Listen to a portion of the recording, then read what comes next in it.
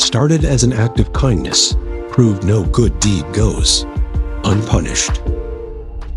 What had been a routine wellness check transformed into a homicide investigation. There's a person in here. Go get him in handcuffs.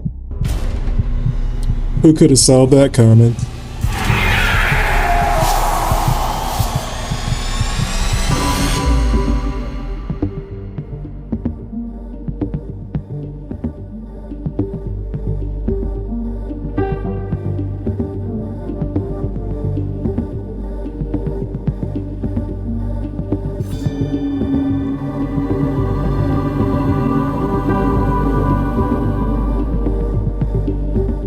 In the shadow of the Las Vegas Strip, 68-year-old Monique Gilbertson understood that life is often a game of chance. But her final wager wasn't placed at a casino table. It was made at her own front door. Driven by financial strain and a trusting heart, Monique placed a high-stakes bet on Daniel Roush, a transgender woman who cut an imposing figure among the day laborers at a local Home Depot. Monique saw a misfit deserving of a break, a gamble worth taking to maintain her independence. Tragically, the house always wins. The misfit she welcomed into her sanctuary allegedly repaid her kindness with a betrayal as cold as the desert night, proving that in this city, even a simple act of charity can cost you everything. In the desert, the heat is usually the enemy. But inside a mobile home on Tres Pedras Road, the horror wasn't the heat. It was the cold.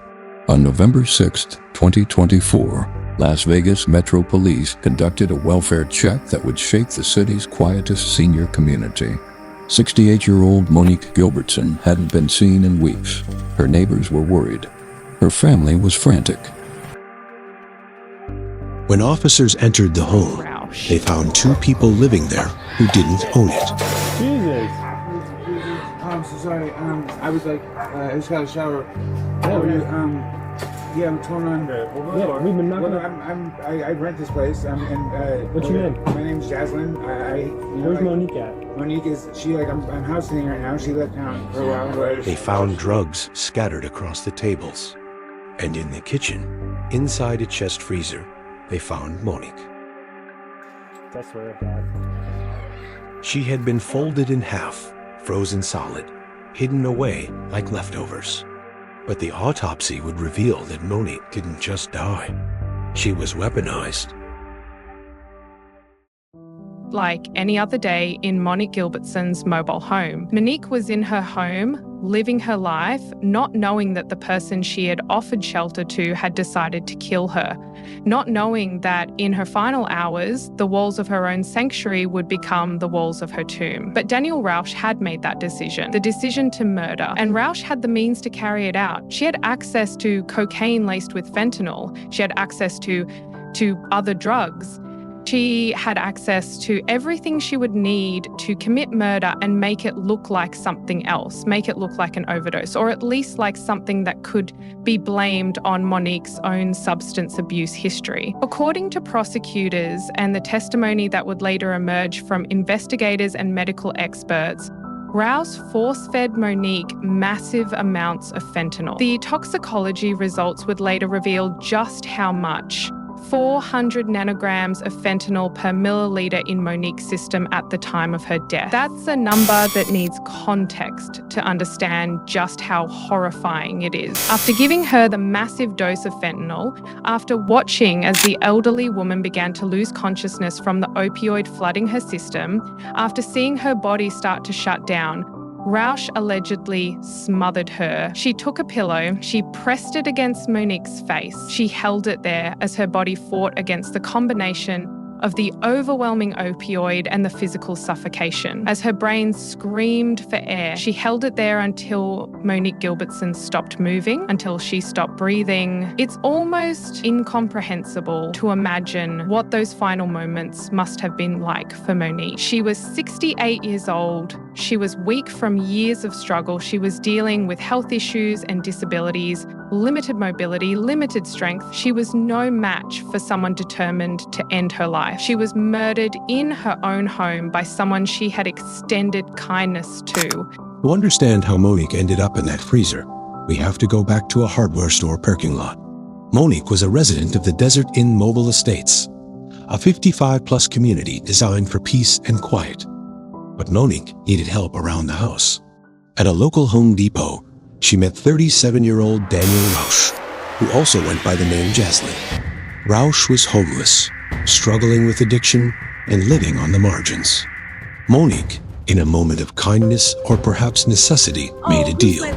But the dynamic inside 5541 Tres Piedras Road was a ticking time bomb. The arrangement deteriorated quickly. According to neighbors and police reports, Monique began to fear her new roommate. She complained about cleanliness issues. Monique didn't just sit back and wait. She took action. 2 weeks before her body was found, she called the police. She told them she had found a gun hidden in Roush's belongings. The threat was no longer just about dirty dishes. It was lethal. On October 22nd, Monique drew a line in the sand. She formally kicked Roush out. She changed the locks. She did everything the law tells you to do to protect yourself. October 22nd was the day she took her home back. It was also the last day anyone ever heard from her. Somewhere between October 22nd and early November, the locks failed to keep the danger out. Prosecutors believe Roush found a way back inside. But this time, the goal wasn't shelter. It was ownership. When police interrogated Roush, the story was simple. I found her unconscious. She overdosed. I panicked. Roush claimed to have found Monique near the kitchen table with drug paraphernalia nearby. It was a convenient story, an elderly woman accidentally overdosing on the roommate's supply. But science tells a different story. The toxicology report was shocking. Monique didn't just have fentanyl in her system. She had massive amounts, calculated at nearly 200 times the lethal dose for a human being. Prosecutors allege this wasn't an accident. They say Roush force-fed the drugs to Monique. This was a chemical execution. The intent, authorities argue, was to kill her to take over her life, her house, and her car. When Monique was dead, Roush allegedly folded her body and stuffed it into the chest freezer. And then, life went on. For 2 weeks, Roush and his wife, Gina Lopez, lived in the home. They slept in the bedrooms. They cooked in the kitchen, just feet away from the frozen remains of the woman who had tried to help them. When police finally arrived on November 6th, the home had been transformed from a senior sanctuary into a drug den. Police found methamphetamine, cocaine, and heroin scattered throughout the residence.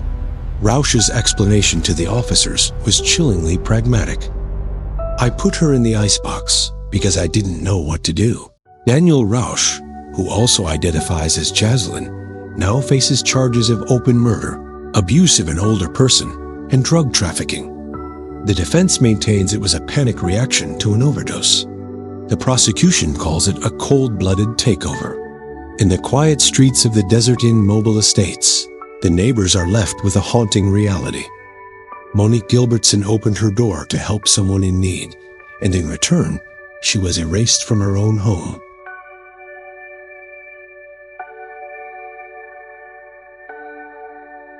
Thanks for watching, sharing, and subscribing to help my new channel grow.